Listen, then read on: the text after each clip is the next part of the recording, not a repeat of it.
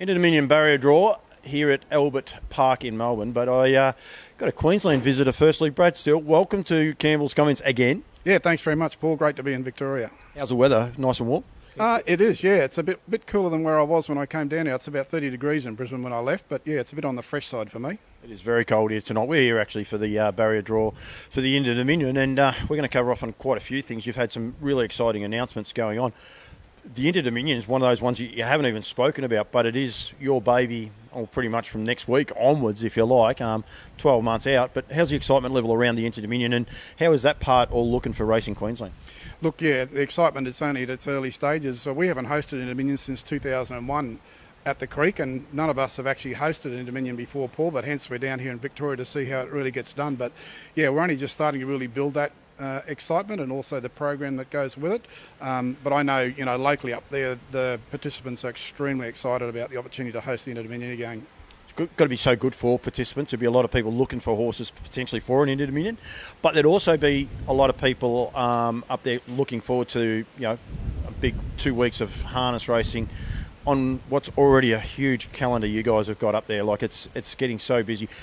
As a proud Queenslander, you must be rapt at how your racing calendar is starting to take shape now. Yeah, look, absolutely, Paul. And as you know, we've now got that unmatched Winter Carnival in Queensland, which is now well and truly cemented.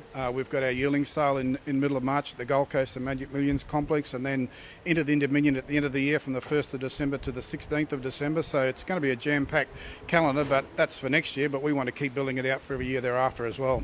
Absolutely. So first up will be the yearling sales, and the Sunshine Stars yearling sales, which is, I'm going to go March 11 and 12, I believe, at the Magic Millions complex. Yes, that's right, yes. The record number of nominations is probably the most nominations in about 30 years, 151. And it's a fascinatingly, incredibly strong calendar as well. What happens around that weekend? So obviously Nutrien will be there, so there'll be a sea of green. Ladbrokes have come on board, which we'll touch on that as well with your sponsorship. So how does that week look for people that are thinking about going up there and partaking in the yearling sales? Will there be competitive racing on there for the visitors to come up and see? Yeah, exactly right, Paul. So we'll do our Metropolitan racing on the Friday night to make sure that Metro prize money still gets out to the industry. But then on a Saturday night, we'd like to take a breather, and we think our participants work incredibly hard. It'd be great for them to have a weekend off and then come down and join in all the social activities before we get into the real serious stuff on the Sunday. Which is what we want, and make it some fun. I've been a part of Nutrien for 2 years. It is fun. It's going to be different. I know Mark Barton and them are already working behind the scenes. It's going to come around very, very quickly. It's a bit scary, actually, leading into Christmas, how quick it's going to come around. But we want to make it big, and we want to make it better. We want to make sure people know. Last week, you guys announced... we'll go with sponsor, Ladbrokes for the next 5 years, I believe. Yeah, next 4 years. So Ladbrokes have signed up for the Creek, and it's our largest sponsorship in the history of the club. So extremely excited to be partnering with Ladbrokes. And they're going to basically, it'll be Ladbrokes everything. I saw the mobile, I think, is already done in the Ladbrokes colours. That's got to be a great commitment because, that makes a little bit of, I suppose, confidence, if you like, in your product. Yeah, absolutely. And it's great to be, partnering with such a successful wagering company like Ladbrokes and Entain, and they'll take up the lion's share of the Winter Carnival feature races, the Blacks of Fate, the Queensland Oaks and Derby, and they're also now our major sponsor for the Sunshine Stars yearling sale as well. Yeah, which that's why we go back and it ties in. And they like doing things differently, so it's going to be a bit of fun. Yeah, look, that's why we partner so well, is because, we don't want to settle for the status quo. So, and it's the same at Ladbrokes. They're really up for innovation, and so are we. So we think it's going to be a fantastic partnership. Major stakes increases. We'll get to the Winter Carnival in a minute, but major stakes increases. The other day, that for starters has got to be great. Right across the board, your base rates of your minimum stake races are all increased. That must have been so well received by all the participants up there. It was probably the next logical thing to do, Paul. So yeah, it's nearly $5 million worth of increased prize money in Queensland. So $2.7 million across those base stakes, as you said. And then there's also the feature races. There's a top up on the Q-breds, and then also some good news on the trotters as well. Get to those in a sec. I say Trotting Tuesday. One of the reasons is because what you guys are doing with so many juvenile trotting races and that going through. I think you have nearly 3 on the Tuesdays.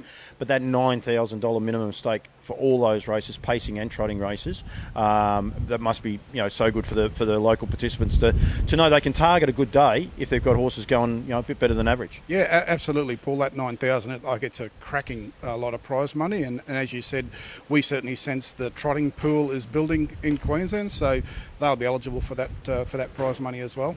While we're on that, Q-Bred, rub everyone's nose in it.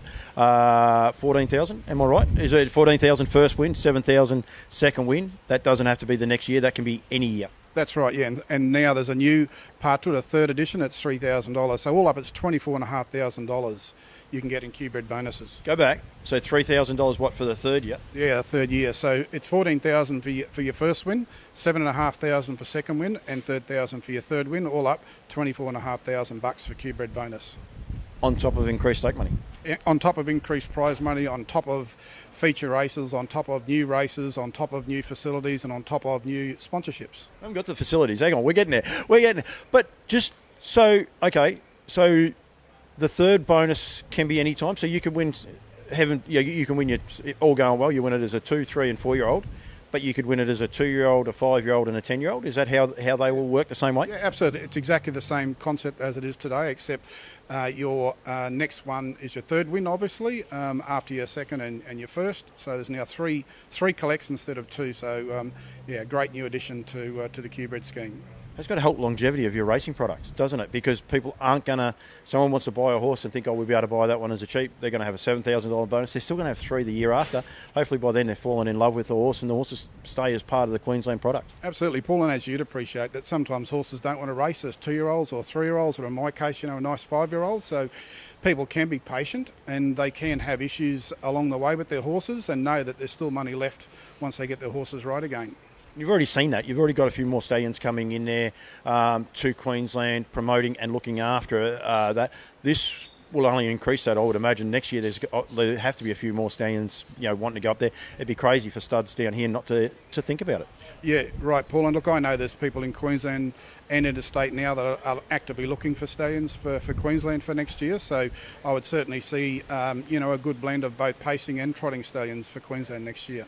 Rock and Roll Dance, he went up there last year. I was trying to think of the name. The horse just keeps winning races everywhere. Rightio, the trotters, the stakes increases with the trotters, and I think they're $30,000 your Derby, Trotting Derby and Trotting Oaks. I actually asked you what are they up for. You've never had one, so this is super. So automatically now we've got two new races on the racing calendar. We've got 2 new trotting races for the 3-year-old for the Oaks and the Derby, but in addition to that, we've seen a stakes increase for the Q-Bred trotters as well. So they'll now race for a $50,000 final, both for fillies and the colts. Right. I'm getting jealous here. I'm like, no, not really. I'm moving to Queensland. On a day like today in it's classed as summer, it won't be that hard at all. That's terrific, and it's great that you're buying into the whole product. Absolutely. We can certainly sense that growth in the trotters, so we need to be there and we need to support our industry as they get more and more trotting stock in Queensland, and we need to balance up that prize money as well as the paces. Which then also helps with the nutrient sale because there's quite a few trotters in that, and that they will then, that'll only grow the whole product, the whole pie. That's right. I think we've got over 20 trotters in the nutrient sale next year, but already talking to a number of breeders in Queensland and New South Wales and Victoria, we're thinking about maybe a minimum of 50 trotters in our sale the following year, 2024. Grow, both Pat Driscoll and Duncan McPherson, 2 of the more passionate guys in it, will both tell you that's the fastest growing herd population in the world, and Australia's coming on here. Well done to Queensland for getting on board with huge stake money increases, which is going to be great. You have got another little teaser. I won't throw you under the bus. It's going to be it's a little while off. You're still working through a few things of it, but you did tell me off air. Super exciting for the trotter, I must say. So well done to you guys for that. The Winter Carnival prize money there. It was already on a premium. It appealed to so many people 2 years ago. Last year, for whatever reason, you didn't get the interstate and the overseas travellers. When I say that, more the New Zealand guys. Are you targeting or do you market it a little bit differently to try and get some more Kiwi guys to come across and more people from down here in Victoria? There's definitely opportunity there, Paul. I think you're right. We didn't get the Kiwi horses last year, but boy, we got a lot of the Kiwi breeders and a lot of the Kiwi owners who come for a holiday. But I think there's been some stakes decreases in New Zealand, so I think there is an opportunity there for us to capitalise on that.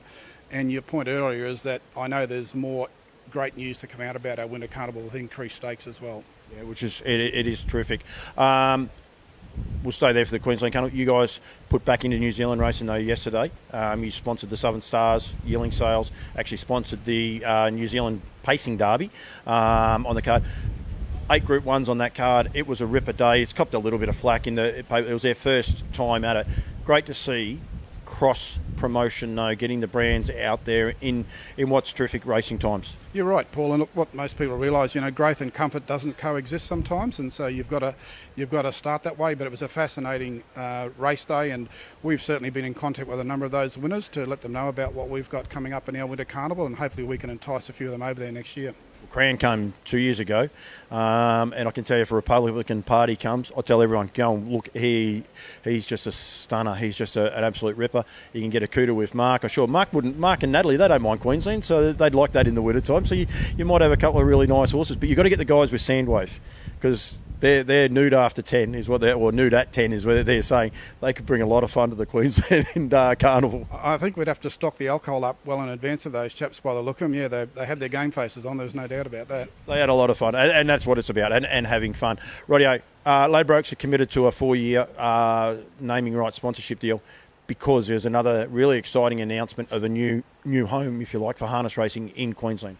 That's right, Paul, and it's been in the melting pot for quite some time, but the government have now committed to spend $99 million on Queensland harness racing infrastructure, and one of that is a new home for the Metropolitan Race Meeting. Our site has been resumed by the government for Olympics infrastructure, so we will need to find a new home, which we've found, but there's also other infrastructure that will follow, not just for Albion Park with a new home of Metropolitan Racing, so there is other announcements that will be made in due course as well.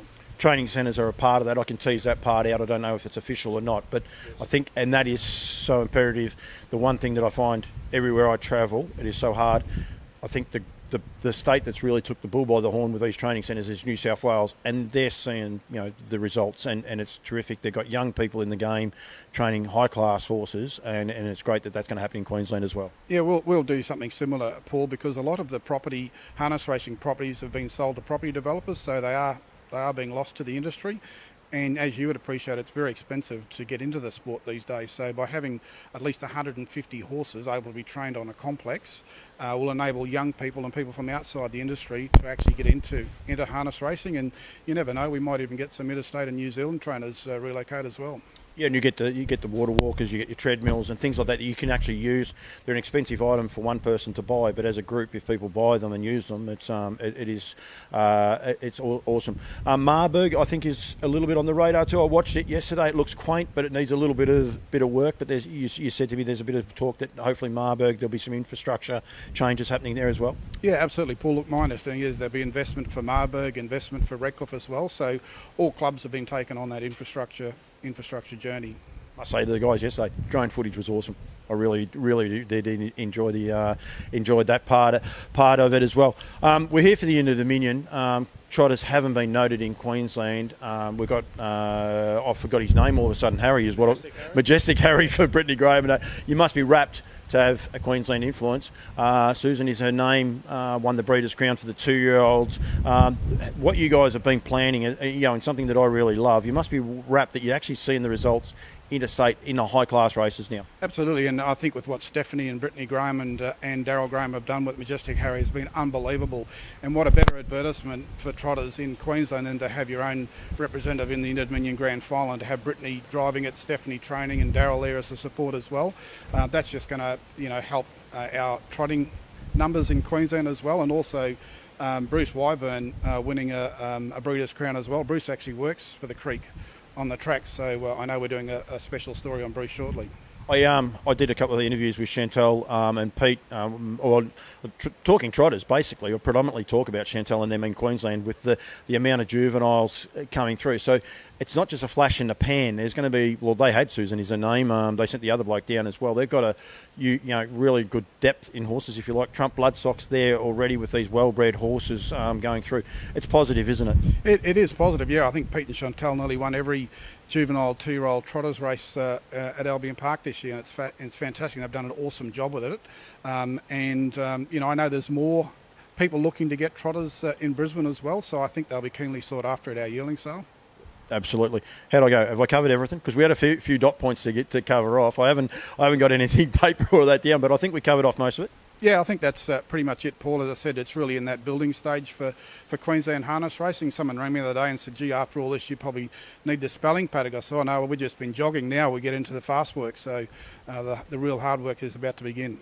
Yeah, and exactly, and there is a little teaser. There is still more to come. That's the part about it. Like, that person can say whatever he likes. There's still more. There is actually still more to come. I want to say thank you very much to yourself, Bricky, everyone. I ring up anytime I get an answer. You also contribute to quite a few of my shows, so I must say thank you very much to that. I do look forward to it. We might want to encourage people to be aware of the Nutrient sale and the Southern Star sale. It's online.